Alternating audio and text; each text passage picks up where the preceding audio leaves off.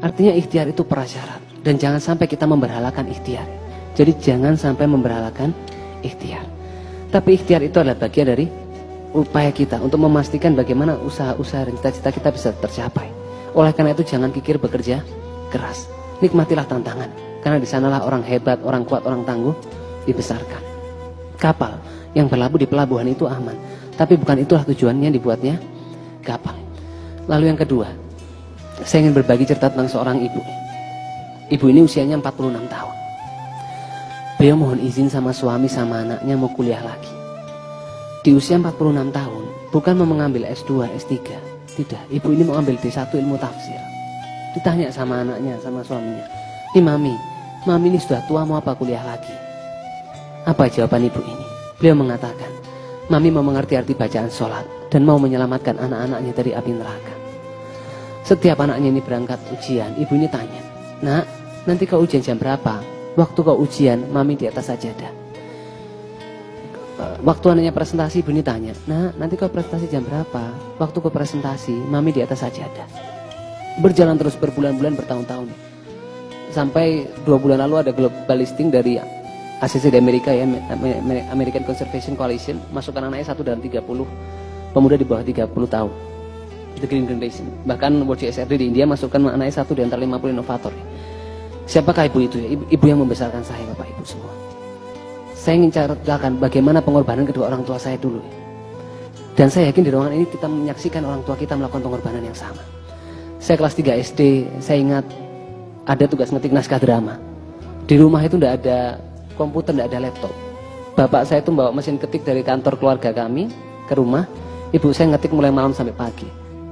Saya diterima di SMP 3 Malang ya. Itu nomor 7 dari bawah. SMP favorit di sana. Itu ayah ibu saya senang sampai syukuran nasi kuning waktu itu buat 1 RT. Bahkan satu momen yang banyak orang yang tahu. Bapak saya itu jual tanahnya supaya saya, anaknya yang namanya Gamal ini bisa kuliah di kedokteran. Bahkan satu momen yang mahal dalam kehidupan saya yang saya berdoa semoga Allah berikan saya kesempatan mengulangi momen-momen itu. Saya jam 4 pagi terima email dari Cambridge University. Saya masuk 1 dari 7 finalis penerima penghargaan kehormatan dari kerajaan Inggris. Itu ayah saya menghampiri, ibu saya waktu itu bangun, itu saya saksikan wajah kebahagiaan penuh kebanggaan. Jadi I have something life for, someone I must not disappointed. Dan saya yakin di masjid ini bukan saya saja yang merasakan. Betapa banyak kita di masjid ini merasakan orang tua kita membatalkan mimpinya, melupakan mimpinya, membiarkan hidupnya itu berlalu tanpa kesenangan, supaya kita anak-anaknya ini bisa belajar lebih baik, bisa bekerja lebih baik, bisa bermanfaat untuk lebih banyak orang. Tapi berapa banyak di antara kita melupakan itu kan, dan membiarkan masa muda kita berlalu tanpa keinginan sedikit pun membahagiakan kedua orang tua kita. Apalagi kita yang muslim diajarkan 1 di antara 3 amal yang Allah cintai itu anak yang berbakti sama orang tua, dan 1 di antara 2 azab yang Allah percepat di dunia selain pemimpin yang zalim itu anak yang durhaka sama orang tuanya. Maka terimalah dengan ikhlas bahwa cara kita memperlakukan kedua orang tua kita itu adalah pemberitahuan kepada Allah bagaimana Allah memperlakukan kita. Dan terakhir saya mau sedikit berbagi tentang sahabat saya, namanya Andrian Firdaus. Beliau aktivis, kebetulan kawan saya di Fakultas Kedokteran Universitas Brawijaya. Aktif di lembaga pers, aktif di lembaga kerohanian. Masya Allah sekali anaknya. 20 Januari, ketika saya magang di rumah sakit, saya terima kabar bahwa sahabat saya ini meninggal karena kecelakaan dengan truk kontainer. Waktu malam hari saya kabarkan kepada teman-teman bahwa Andrian telah meninggal. Bapak Ibu tahu apa yang mereka tanyakan? Gamal, ini Andrian yang sering azan di musola itu kah? Gamal, ini Andrian yang suara koriknya itu bagus kah? Gamal, ini Andrian yang suara tilawahnya itu bagus kah?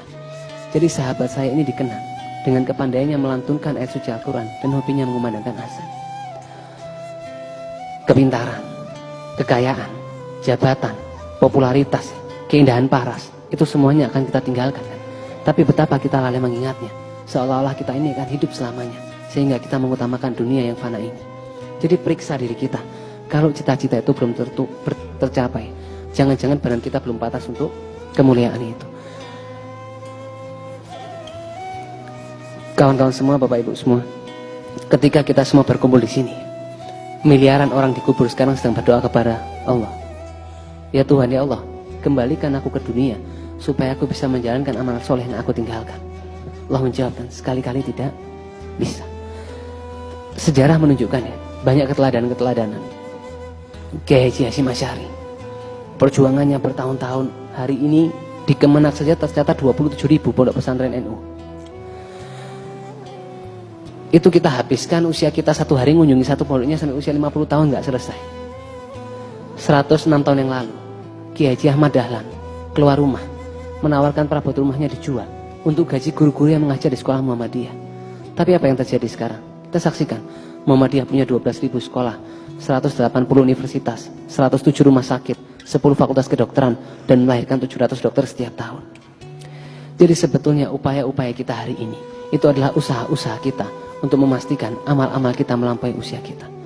Yakinlah ya, kalau kita sempurnakan niat, Allah itu akan sempurnakan pertolongannya. Dan kalau akhirat yang kita tuju, maka dunia akan datang dalam keadaan tunduk. Tetaplah menjadi pejalan dalam jalan-jalan kebaikan. Karena jalan kebaikan adalah jalan Allah, sehingga dia yang berjalan dalam jalan kebaikan sesungguhnya sedang berjalan bersama Allah. Terima kasih. Wassalamualaikum warahmatullahi wabarakatuh.